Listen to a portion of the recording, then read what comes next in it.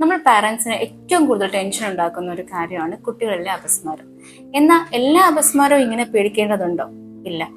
6 മാസത്തിനും 5 വയസ്സിനും ഇടയിൽ കുഞ്ഞുങ്ങൾക്ക് പനിയോടുകൂടെ വരുന്ന അപസ്മാരത്തിൽ നമ്മൾ അങ്ങനെ പാനിക് ആവേണ്ട കാര്യമില്ല. നമ്മുടെ കുഞ്ഞുങ്ങളുടെ പൂർണ്ണ വളർച്ച എത്താത്ത ബ്രെയിനിന് പെട്ടെന്നുണ്ടാവുന്ന ടെമ്പറേച്ചർ താങ്ങാൻ പറ്റാതെ വരുമ്പോഴാണ് ഇങ്ങനെ അപസ്മാരം ഉണ്ടാവുന്നത്. ഇത് സ്വാഭാവികമാണ്.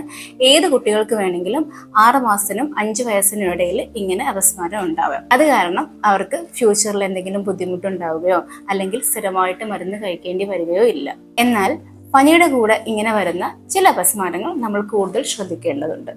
കുട്ടിയുടെ പ്രായം 6 മാസത്തിന്റെ താഴെയോ 5 വയസ്സിന് മുകളിലോ ആണെങ്കിൽ, അല്ലെങ്കിൽ 24 മണിക്കൂറിൽ ഒന്നിൽ കൂടുതൽ പ്രാവശ്യം അപസ്മാരം വരികയോ ശരീരത്തിന്റെ ഒരു ഭാഗത്ത് മാത്രമായി വരും, അതായത് ഒരു കയ്യില് അല്ലെങ്കിൽ ഒരു കാലില്, ശരീരത്തിന്റെ ഒരു സൈഡിൽ ഇങ്ങനെയൊക്കെ വരികയാണെങ്കിൽ കൂടുതൽ ശ്രദ്ധ കൊടുക്കേണ്ടി വരും. കുഞ്ഞിനെ അഡ്മിറ്റ് ചെയ്ത് EEG MRI പോലെയുള്ള ടെസ്റ്റുകൾ ചെയ്യേണ്ടി വന്നേക്കാം.